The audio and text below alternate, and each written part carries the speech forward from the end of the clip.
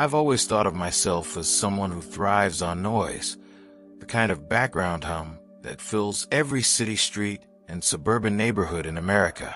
Car horns in the distance, the muffled thump of a neighbor's music through the walls, the rise and fall of conversations at a diner. Those small, constant reminders that other people are around. They can be annoying, sure, but I never realized how comforting they were until I decided to do the opposite of what I had always known. The decision to spend time alone in the Appalachian Mountains wasn't spontaneous. It was something that built slowly over months of feeling trapped in a routine that didn't feel like mine anymore. I was caught in the grind of long workdays, screens glowing into the night, weekends that passed in a blur of errands and exhaustion. I found myself staring out windows more often, scrolling through photos of places that looked untouched, places where silence wasn't just a momentary break between noises, but the natural state of things. So when October rolled around and the air in my town started to cool, when leaves began to shift from dull green to fiery reds and yellows, I made the decision. I found a listing for a cabin tucked deep into the foothills of the Appalachians, far from cell towers, far from convenience stores, and far from people. The description alone was enough to hook me. Solitary, rustic, surrounded by forest on all sides. It wasn't marketed as luxurious. It was marketed as private. That was exactly what I wanted. The drive out there was long enough to make me feel like I was entering a different world. The highways gave way to winding country roads, then to gravel paths barely wide enough for one car at a time. I passed old farmhouses with sagging porches, barns with paint long faded to gray, and forests that seemed to grow thicker with every mile. By the time I turned down the final dirt road, the sun was starting to dip low, casting everything in a golden haze that felt both beautiful and eerily final, like the light of day was struggling to hold on. The cabin came into view at the end of a narrow trail. It was small, built of weathered logs with a sloping roof and a porch that wrapped around two sides. It didn't look like a vacation rental. It looked like something that had been standing for decades, maybe even before modern roads made their way up here. The trees pressed close on all sides, tall and skeletal in their autumn shedding, their branches clawing at the fading sky. When I stepped out of the car, the silence was the first thing that hit me. It wasn't just quiet. It was an absence, the kind of silence that makes your ears strain for something, anything, to break it. I realized then how used I was to the constant undercurrent of civilization, how foreign it felt to stand in a place where the only sound was the occasional scrape of wind through dry leaves. Inside, the cabin was simple but comfortable enough. A single bedroom with a narrow bed, a small kitchen with outdated appliances, a living area with a fireplace that looked like it hadn't been used in years.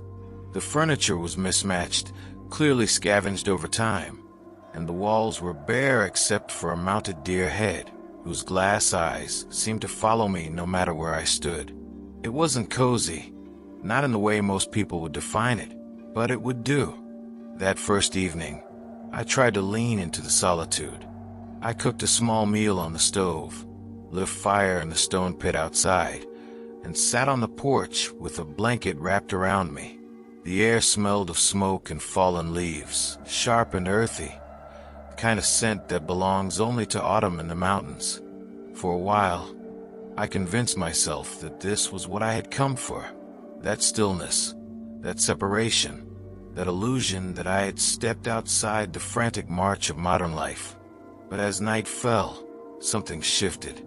It was so subtle I might have missed it if I hadn't been paying attention.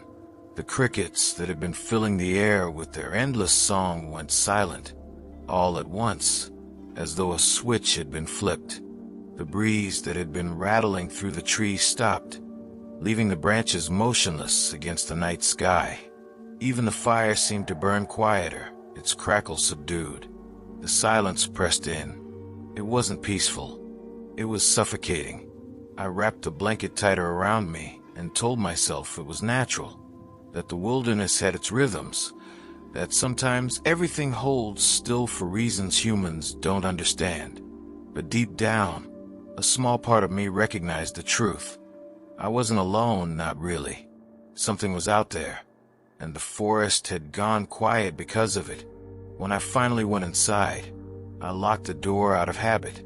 The cabin had flimsy locks, the kind that wouldn't stop anyone determined to get in, but turning that key gave me a shred of comfort. I crawled into the bed, left the window cracked to let in the cool night air, and closed my eyes. Sleep didn't come easily. Every creak of the cabin's wooden frame, every groan of the wind against the walls, set my nerves on edge. My body ached for rest, but my mind refused to settle. And then came the sounds. At first, it was just the occasional snap of a twig outside, or the crunch of leaves under something heavy. I told myself it was a deer, maybe a bear wandering close. But as the minutes stretched on, I realized there was a pattern. The steps weren't random. They were deliberate, slow, measured, circling the cabin. My heart pounded, so loud I thought it might shake the bed frame. I lay perfectly still, straining my ears, every nerve in my body alight with fear. The steps moved around the cabin once, then paused. The silence that followed was somehow worse, a void that seemed to stretch endlessly until a whisper. So faint I thought it was the wind at first. But no, it was words. Words I recognized. Words I had spoken earlier that evening to myself, while standing on the porch when I thought I was alone. They were my own voice, repeated back to me, carried through the darkness. I didn't sleep the rest of that night. I lay frozen in bed, staring at the ceiling in the pitch-black dark, my ears locked onto every creak of the cabin. Every gust of wind against the wooden siding made me jolt. Every faint sound in the trees outside felt deliberate, like something just beyond sight was waiting for me to move. I didn't dare look out the window. I couldn't bring myself to confirm what part of me already knew, that I was not as alone as I had wanted to be. By the time dawn finally broke, I felt hollowed out, like my nerves had been scraped raw. The light through the thin curtains was pale and cold, but it was still a relief. Sunlight brought a sense of control, however false it might be. I forced myself out of bed, moving like a sleepwalker. When I stepped outside onto the porch, the forest looked the same as it had when I arrived, bright with autumn color, dew dripping from branches, squirrels chattering as they darted through the underbrush. Everything looked normal, and yet it didn't feel normal. I walked slowly around the cabin, scanning the ground for tracks. The soil was damp, softened from the night air, and I expected to find the deep imprints of deer hooves or bear claws. But what I found instead made me stop cold. Footprints, not animal tracks. Human, bare feet pressed into the earth, circling the cabin in a wide loop. They were faint, but unmistakable. The toes, the arch, the heel. Someone had walked barefoot around the cabin in the middle of the night, careful and deliberate. My stomach twisted as I crouched down to examine them closer. The size was roughly the same as mine.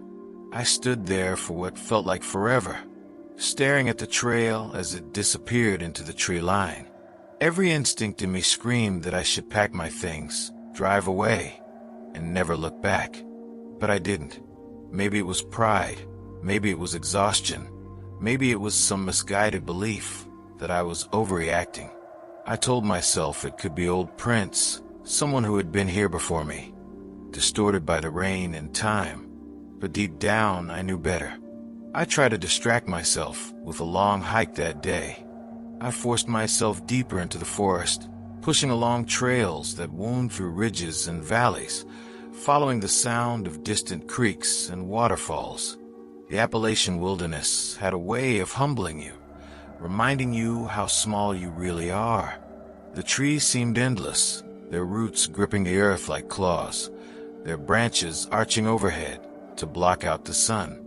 Every so often, I came across those stone cairns again, small stacks of rocks balanced one atop the other, some only a few stones high, others tall and carefully constructed. They seemed to multiply the further I went. At first, I thought they were trail markers left by other hikers, but the deeper I went, the more out of place they felt. Some were built in clearings where no trail existed, others tucked into the shadows of hollowed-out trees, always arranged too neatly, too intentionally. After the unease of the night before, they felt less like guidance and more like warnings. By the time I returned to the cabin, the sun was low again, leading red light across the hills. My legs ached from the hike, but exhaustion did little to settle my nerves. I cooked a meal in silence, every sound of sizzling food in the pan amplified in the stillness of the cabin. I tried to read a book I had brought, but the words blurred. I checked my phone out of habit, but as expected, no service reached this far. I was cut off. Night fell heavier than the one before. I built a fire outside, more for comfort than warmth, and sat wrapped in a blanket on the porch. The flames licked upward, crackling and hissing, but beyond the circle of light, the forest pressed in dark and endless. I tried not to think about the footprints, tried not to think about the whisper in my own voice, but the harder I fought those thoughts, the sharper they became, until every shadow between the trees seemed alive. Every breeze carried words just out of hearing. The silence came again. The fire burned steadily, but the crickets stopped. The owls fell quiet. Even the wind stilled. The entire mountain seemed to hold its breath. My body tensed, waiting. And then it started. The footsteps. Slow, deliberate, moving just beyond the reach of the firelight. They circled the cabin again, the same as before, crunching through the fallen leaves, snapping twigs underfoot. My throat tightened as I sat perfectly still, my blanket clutched in white-knuckled fists. I wanted to tell myself it was an animal, but the cadence was wrong. Too steady, too human. This time I stood. Slowly, cautiously, I moved back into the cabin and shut the door. My heart hammered as I locked it, though I knew the locks were meaningless against anything determined. Inside, the silence was worse. The walls felt paper-thin, the windows fragile. I backed away from the door, sat on the bed, and waited. The steps continued outside, circling, until they stopped directly beneath the window. I held my breath, praying for silence. For a moment, I thought maybe it was over. But then the whisper came again. Not faint this time, not carried on the wind. Clear, sharp, pressed against the thin glass of the window. My own voice, repeating the words I had muttered hours earlier as I sat by the fire. I shouldn't be here. The blood drained from my body. My skin turned cold. I felt myself shrinking into the bed, wishing I could disappear into the floorboards. The whisper lingered for a moment, then faded into silence. The footsteps moved again, circling once more, before vanishing into the night. I didn't sleep. I didn't move until the first light of dawn bled through the curtains. When I finally gathered the courage to step outside, the fire pit was cold, and the forest had resumed its chatter as though nothing had happened. But the ground told another story. More footprints. Clear this time. Not just circling the cabin, but pressing closer, right up to the porch steps, where they stopped. Bare feet. My size. My shape. My steps. It was as though I had been the one walking in the night.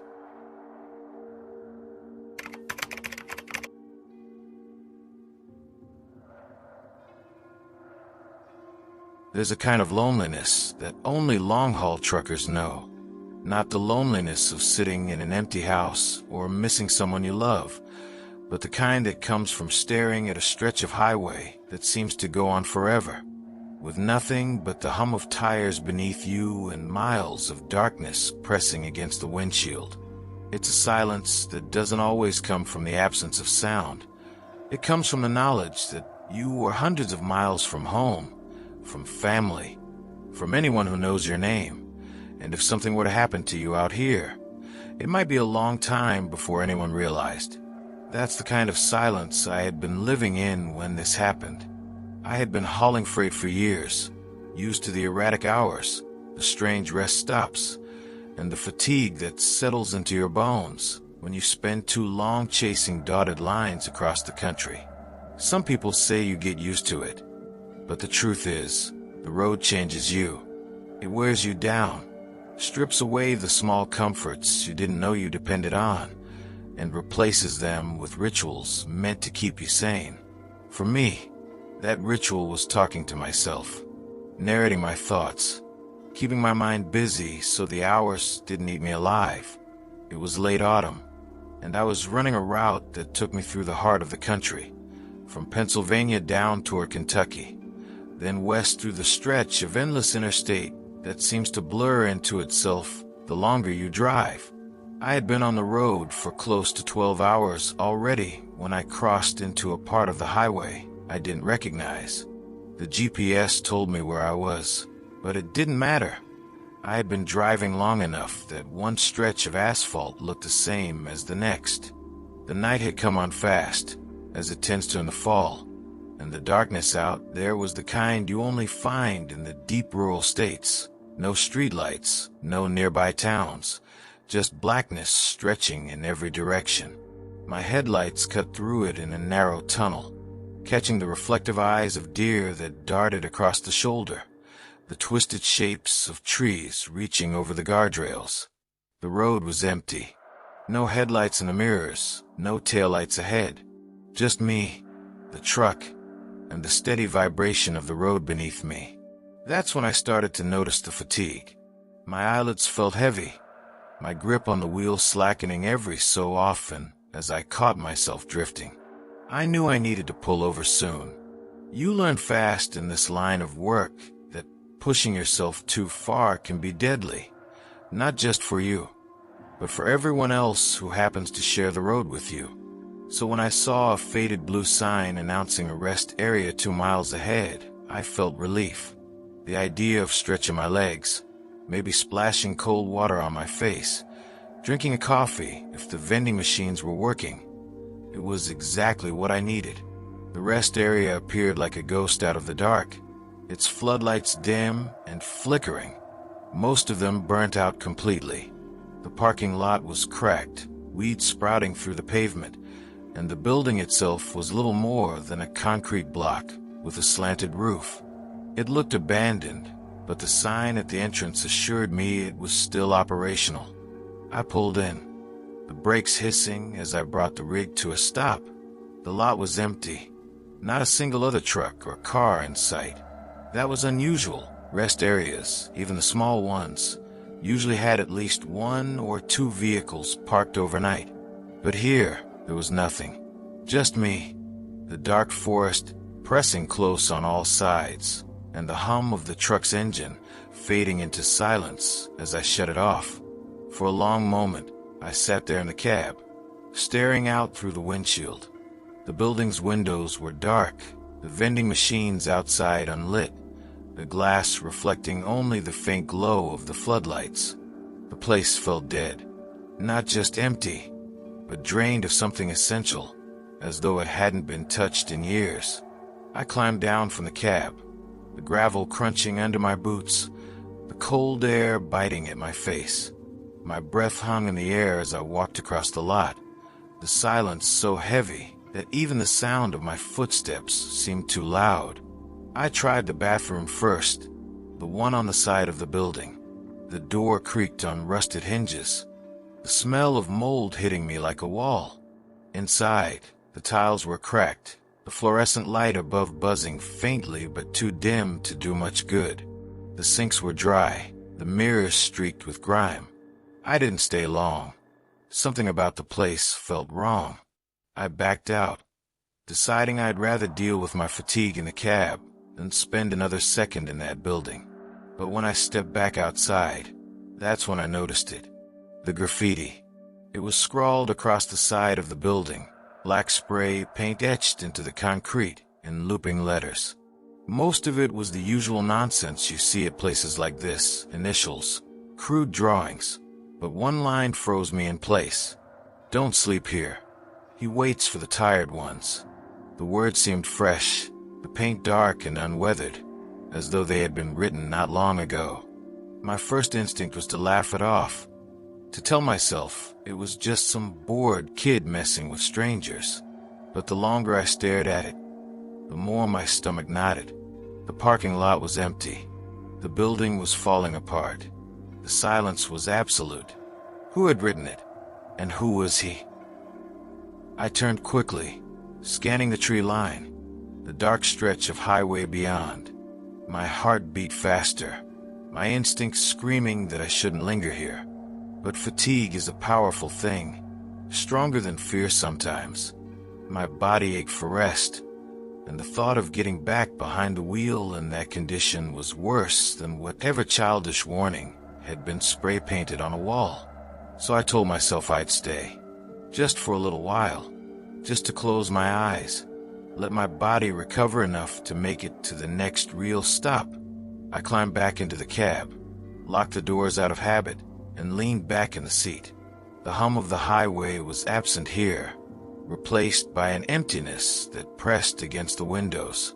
I adjusted my seat, pulled the blanket across my lap, and let my eyes close. The last thing I remember before drifting off was the silence. Too deep, too heavy, like the world itself had stopped moving, holding still for something I couldn't yet see. I don't know how long I was out. In this line of work, you learn how to nap in bursts, 20 minutes here, an hour there, enough to keep you from nodding off behind the wheel. But when I woke up, it wasn't because I was rested. It was because something was wrong. The cab was dark, the windows coated with condensation from my breath. The silence outside pressed and heavier than before, a suffocating kind of stillness that felt unnatural. I shifted in my seat, stretching the ache out of my legs, and that's when I heard it. A sound, faint, muffled, but unmistakable. Footsteps, not the scurry of animals in the brush or the rustle of leaves in the wind. These were measured, deliberate steps on gravel, moving across the lot. I froze, every muscle locking into place, my heart thundering in my chest. The rest area had been empty when I pulled in. No cars, no trucks, nothing. Yet someone was out there now, walking slowly through the silence. I sat perfectly still, afraid to even breathe too loudly. The steps grew closer, crunching softly in the gravel, until they seemed to stop near the front of my rig. My pulse roared in my ears. I told myself it could be another driver pulling in after me, someone stretching their legs before heading inside. But if that were true, where was their vehicle? Why hadn't I heard another engine, another set of headlights sweeping across the lot? The silence stretched on. I leaned forward slightly, peering through the condensation-fogged windshield. At first, I saw nothing, just a faint glow of the broken floodlights reflecting off cracked pavement. Then movement, a figure. It stood just beyond the reach of the light, a tall silhouette motionless at the edge of the lot. I blinked hard, trying to clear the condensation from the glass, but by the time my eyes adjusted, the figure was gone. I swallowed hard, my throat dry, forcing myself to believe it had just been my imagination. Long hours on the road do strange things to your mind. Exhaustion makes shadows move, tricks your eyes into seeing things that aren't there. I convinced myself that's all it was. But then came the sound again. Not footsteps this time. Breathing. Slow, ragged, drawn-out breaths. They weren't coming from outside the truck.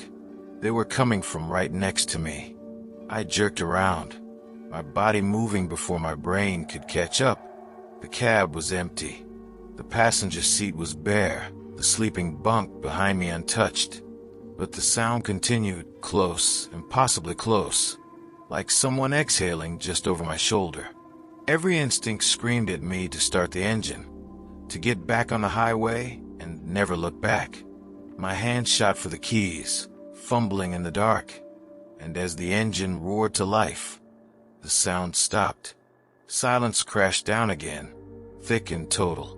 I pulled out of that rest stop faster than I should have, the wheels spitting gravel, the trailer lurching behind me as I swung back onto the highway. My headlights cut into the blackness, and the building shrank in my mirrors until it disappeared completely. For a while, I told myself it was over. Just fatigue and imagination, nothing more. I tried to steady my breathing, try to focus on the road, but deep down, a part of me knew better. The silence on that highway was different now. It wasn't empty anymore. It was watching. The miles passed, one after another, but the feeling only grew stronger. My hands gripped the wheel tighter. My eyes flicked constantly to the mirrors, and that sense of being followed gnawed at me. I cranked the radio, desperate for noise, but every station was static. Not faint, fuzzy static, just an unbroken, harsh hiss that filled the cab, no matter how many times I turned the dial. Then, through the static, something else. A voice. Faint at first, buried beneath the white noise, but growing clearer as I strained to listen. The words weren't random. They weren't nonsense. They were my own. Every thought I had spoken aloud earlier in the cab. Every muttered complaint about the endless miles, every whispered admission of how tired I was, they came back, repeated in perfect mimicry. My own voice, but not mine, spilling through the speakers in a warped, hollow tone. I snapped the radio off, my chest heaving, the cab plunging into silence again. But the voice didn't stop. It lingered, soft now, as though it were in the seat beside me, repeating the last thing I had said aloud before pulling into the rest stop. I just need to rest. My blood turned cold. My grip on the wheel tightened until my knuckles whitened. The road ahead stretched on endlessly. No exits, no lights, no sign of another soul. And in the glass of the side mirror, for just a heartbeat, I saw him. A figure, tall and pale, sitting in the passenger seat of my cab, watching me with eyes that didn't blink.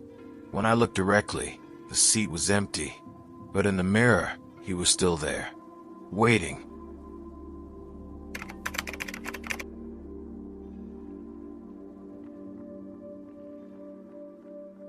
Halloween has always been my favorite time of year, and for as long as I can remember, I've chased that feeling of childhood excitement.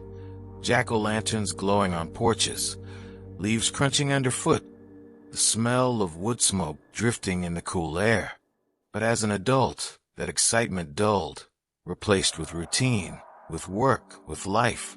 So last October, when a friend invited me to spend Halloween in a small historic town a few hours outside the city, I jumped at the chance. The town was the kind of place you'd expect to see in a painting. Cobblestone streets, old colonial houses, tall trees, with orange leaves clinging stubbornly to their branches. It was quiet, almost too quiet, but decorated in a way that seemed pulled straight from a Halloween postcard. Pumpkins lined the sidewalks, candles flickered in old iron lanterns, and nearly every house had gone all out with decorations. I got there just as dusk was settling in, and the whole town seemed to shift when the daylight faded. Shadows stretched long across the streets, windows glowed faintly, and an uneasy chill crept into the air. I told myself it was just the temperature dropping with nightfall, but the way the silence deepened made it feel heavier than that.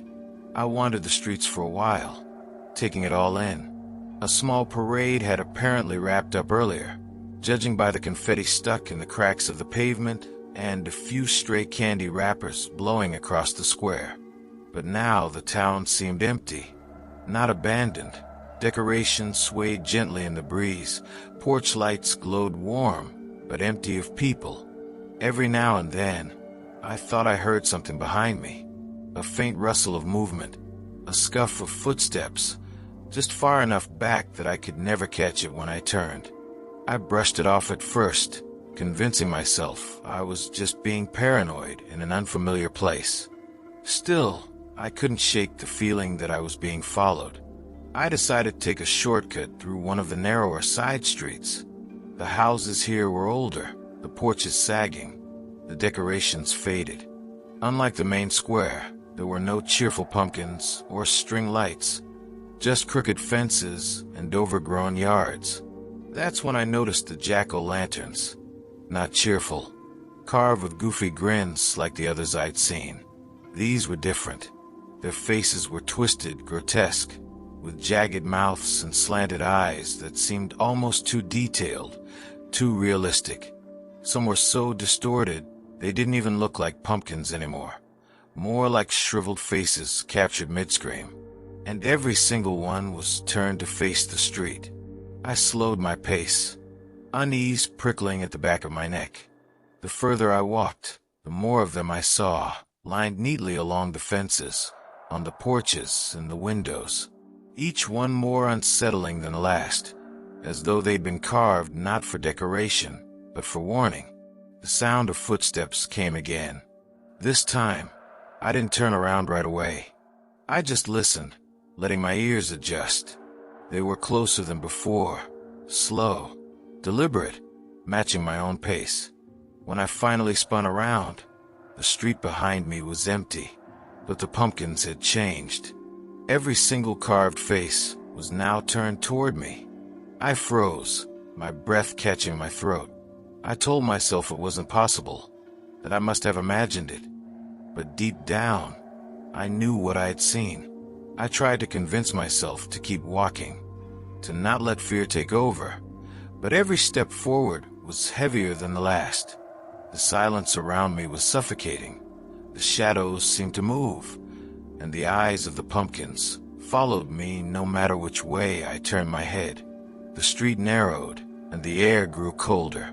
The houses leaned in close, the shutters rattling softly as though whispering. I could feel the panic rising, that primal fear that something was terribly wrong. I wanted to run, but I couldn't. My body felt heavy, my steps dragging as though the street itself was trying to hold me in place. And then, ahead of me, I saw it. At the very end of the street stood a single figure, tall and unmoving, dressed in black that seemed to swallow the faint light around it. Its face was hidden beneath a wide-brimmed hat, but I could feel its eyes on me, burning into my skin. Behind me, the footsteps started again, closer this time, and when I glanced over my shoulder, the street was no longer empty.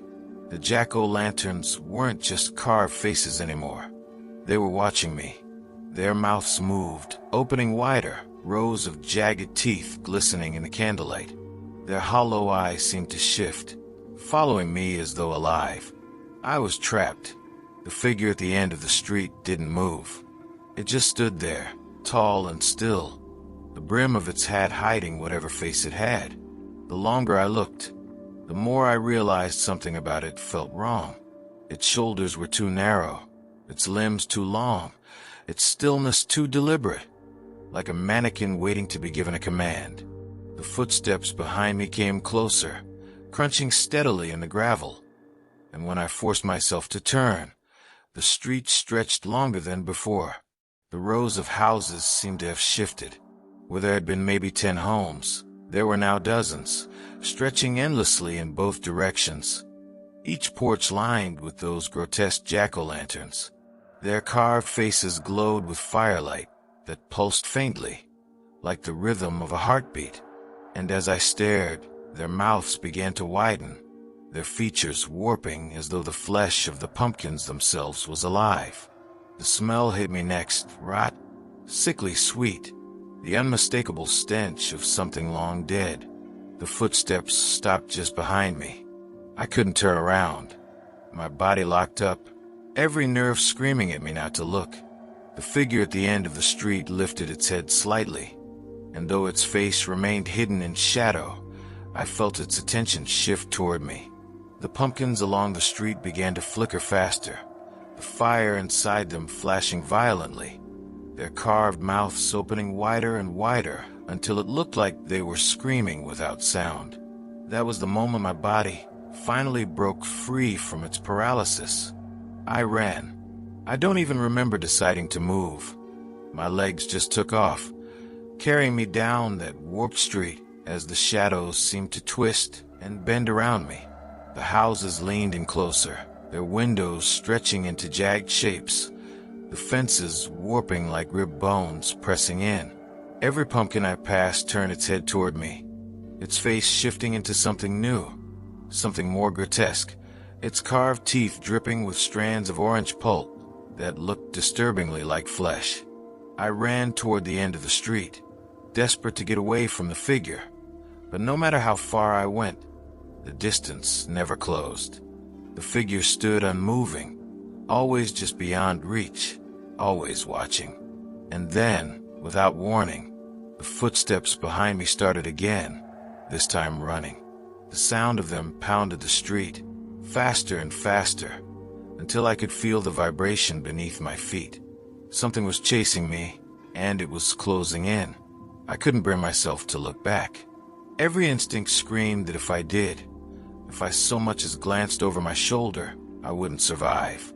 The pumpkins screamed louder, not with voices, but with a high-pitched wail that seemed to come from inside my head, vibrating through my skull until my vision blurred. The figure at the end of the street lifted its arm slowly, almost ceremonially, and pointed directly at me. The ground beneath me shifted. The cobblestones cracked, splitting open like jaws, and I stumbled as firelight erupted from the gaps. For a moment, I thought I was falling, that the street itself was trying to swallow me whole, but somehow, my legs kept moving, driven by pure terror. And then silence. The footsteps behind me stopped. The pumpkins went dark. The figure at the end of the street was gone. I collapsed against a fence, gasping for air, my body trembling with exhaustion. When I looked around, the street had returned to normal. The houses were old but ordinary. The jack-o'-lanterns were just pumpkins again, their goofy carved smiles harmless in the candlelight. I stumbled back the way I came, refusing to stop until I reached the town square. It was empty, silent, but familiar. The decorations were cheerful again, the confetti still scattered on the ground. It was as if nothing had happened. I left that town before dawn, driving until the rising sun broke through the trees, and the world felt real again. But sometimes, when I close my eyes, I can still hear those footsteps behind me. And every Halloween since, no matter where I am, I find one pumpkin outside my door. Its face is never goofy. It's always screaming.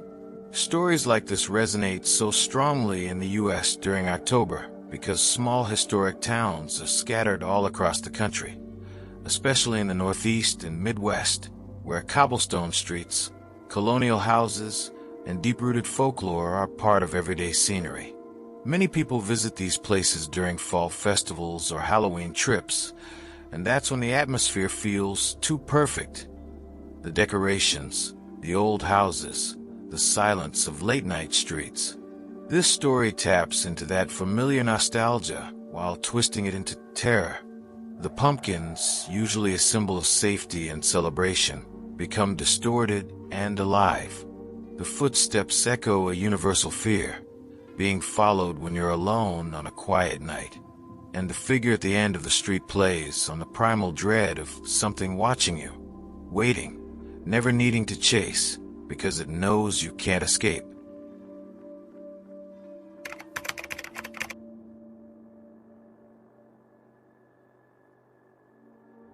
There's something about being alone in your own house at night that feels both comforting and unsettling. Comforting because it's your space, your walls, your belongings, your routines. But unsettling because when the world outside grows quiet, every creak in the floorboards, every hum of the appliances, every shift of the wind against the windows seems louder, sharper, impossible to ignore. That night, I was home alone for the first time in a while. The house wasn't big, but it was the place I'd grown up in, familiar in every corner, every scratch on the wall, every draft that slipped through the old windows.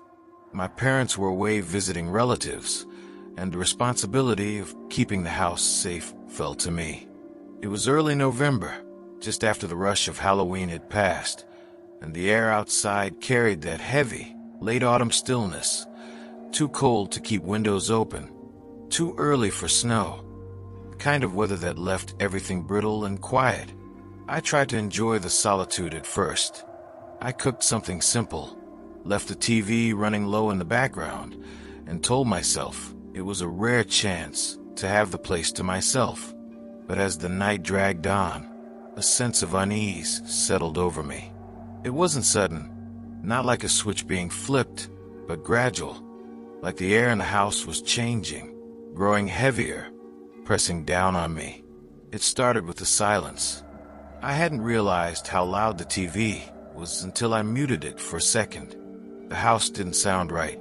Usually, I could hear the hum of the fridge, the occasional groan of the old heating system, the faint rush of cars passing a few streets over. But that night, all of it was gone.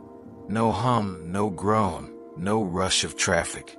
The silence was complete, absolute, unnatural. I told myself it was nothing. Power fluctuations, maybe. Or maybe I had just gotten used to the noise and wasn't noticing it the same way. But then, as I walked from the living room to the kitchen, the floorboards beneath my feet seemed to echo differently. Hollow, stretched, as though I were walking through a space larger than my house actually was. When I opened the fridge, the light didn't come on. The food inside was cold, but the motor was silent. I flicked the kitchen light switch on and off, nothing. The lamps in the living room were still glowing, though dimmer than before, like the bulbs were straining. That's when I noticed the shadows. At first, they seemed normal, long stretches cast by the lamp across the walls. But the longer I looked, the more I realized they weren't matching the objects that cast them. A chair in the corner threw a shadow that stretched too far across the room. The shadow of the table seemed thicker, darker, more solid than it should have been. And when I leaned closer, heart pounding, I could have sworn one of them shifted. I backed away, my throat tight, and told myself I was imagining it. Just tricks of the dim light, nothing more. But deep down, I knew something was wrong. The silence pressed in heavier, almost suffocating, and that's when I heard it, faint, muffled, but unmistakable. A creak upstairs. The kind of creak that happens when someone shifts their weight on old floorboards. I froze, every muscle in my body tensed, my mind racing for explanations. Maybe the house was settling. Maybe it was just the wood contracting in the cold. But the sound came again, clearer this time. A slow, deliberate step across the upstairs hallway. I was supposed to be alone. I stayed frozen at the bottom of the stairs for what felt like hours, though it was probably only minutes. Every nerve in my body screamed that something was wrong, that the sound I had heard was no accident. The old house seemed to respond to my fear, groaning and creaking in ways it never had before. The air felt heavier, thick and cold, as though the house itself had been holding its breath. Summoning every ounce of courage, I stepped toward the stairs, my bare feet barely making a sound on the carpeted steps. Each creak of the boards underfoot seemed amplified, echoing in the silent rooms above me. I reached the landing and peered down the long hallway that led to the bedrooms. Nothing, just shadows stretching from the dim light of a single lamp at the far end. Then I heard it again, a slow, deliberate footstep coming from the very end of the hall. I wasn't imagining it this time.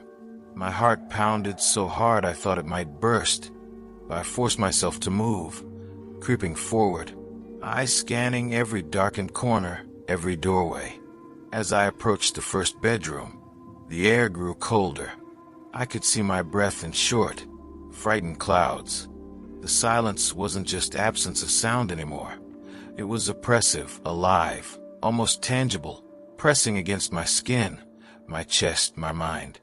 Then a door creaked open at the far end of the hall. Not just any door. It was my parents' bedroom door, slowly swinging inward as though pushed by a hand too heavy to ignore. My stomach churned, bow rising, but I couldn't stop myself.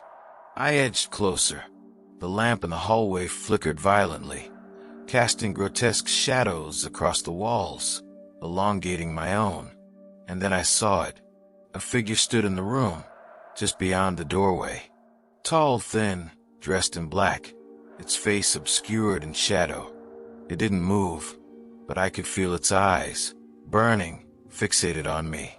Every instinct screamed at me to run, to scream, but my legs refused to obey. My throat tightened, panic clawing at my chest. Then the whisper came.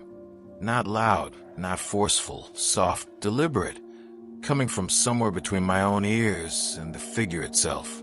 You shouldn't be here. I stumbled back, heart hammering, tripping over the carpet, and the figure moved closer, sliding across the floor without a sound. The room seemed to stretch, the walls bending inward as though trying to contain me. Shadows reached for me from every corner, twisting and writhing like living things. I bolted. Every step felt heavier, as though the house itself were trying to hold me down. The front door was a distant promise of safety, and I ran for it, throwing it open to the cold night air. I didn't look back.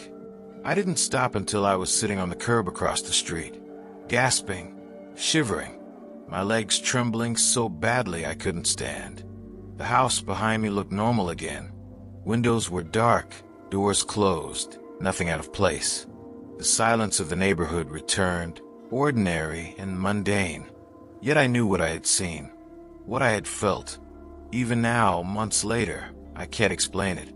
Some nights, I lie awake and think I hear creaks, footsteps, whispers, and I wonder, was it the house? Or was it me? The fear stayed with me, long after I returned to my routine, because there's a part of me that knows the house is still waiting. Waiting for the next person foolish enough to be alone, to think the walls are safe.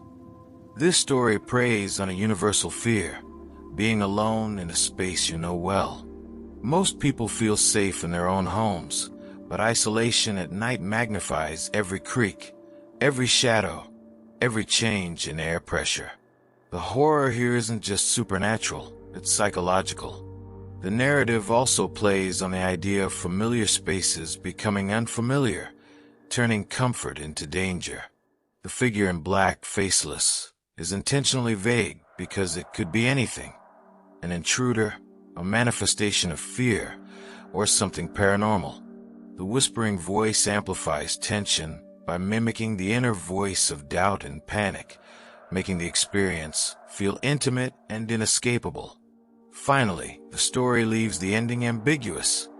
The house looks normal after the narrator flees, but the fear lingers. This uncertainty keeps the story alive in the mind of the listener, inviting them to imagine what might happen if they were alone in a quiet house at night.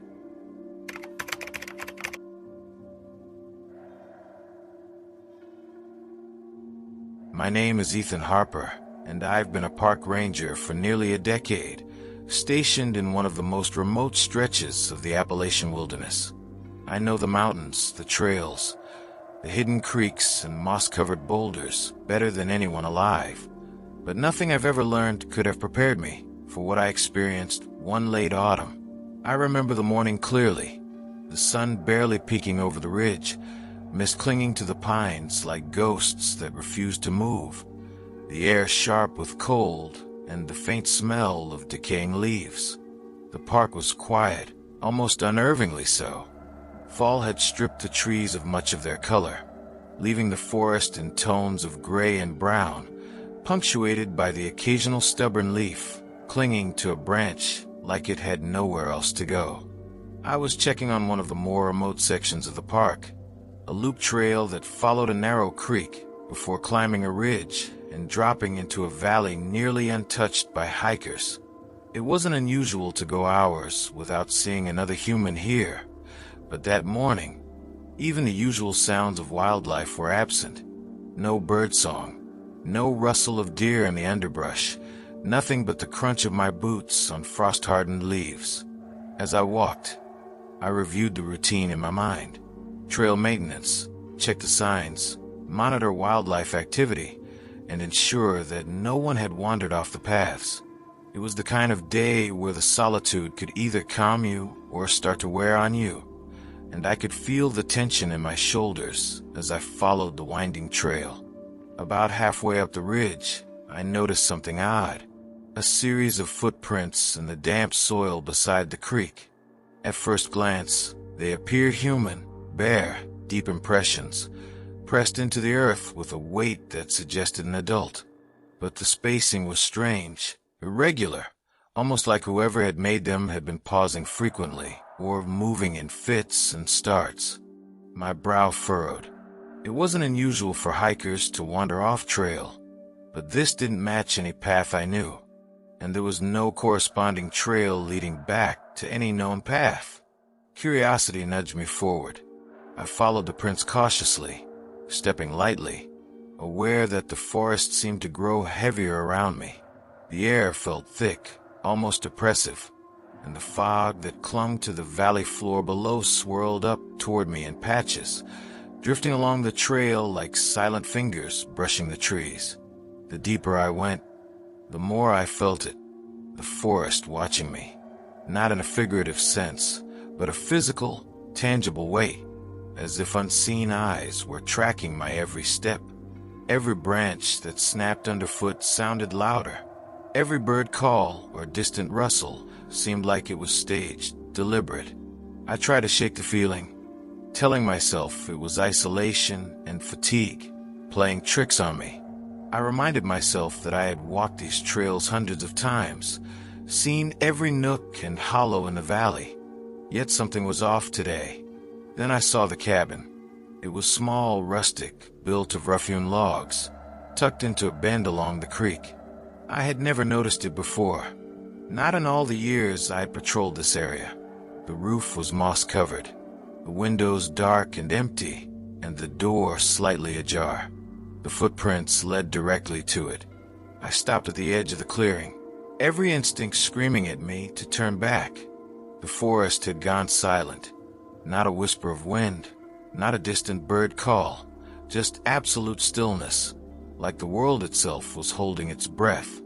I called out, my voice echoing oddly, swallowed by the trees. No response. I stepped closer, boots crunching on the frost-hardened leaves, and peered inside. The cabin was empty, save for the remnants of a fire long cold, furniture overturned as though someone, or something, had left in a hurry. But the air inside was heavy, pungent, almost metallic. I could taste it on my tongue, feel it settling in my chest. As I moved further in, my flashlight swept over the far wall, and my breath caught. Symbols, drawn crudely in what looked like blood, patterns, spirals, jagged lines, and beneath them, a series of words scrawled in a hand that trembled with either fear or frenzy. Do not follow. He is patient. He waits. A cold shiver ran down my spine. I had seen warnings like this before, old folklore left by those who had stumbled across something dangerous in the woods, but nothing felt like it had a pulse, a presence, like these words did. I turned to leave, but the door slammed shut on its own. Hard. The lock clicked. My heart pounded in my ears. I tried the windows. They were sealed tight, unyielding.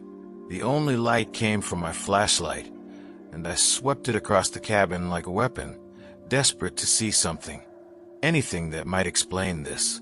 Then I heard it. Footsteps. Heavy, deliberate, moving outside the cabin.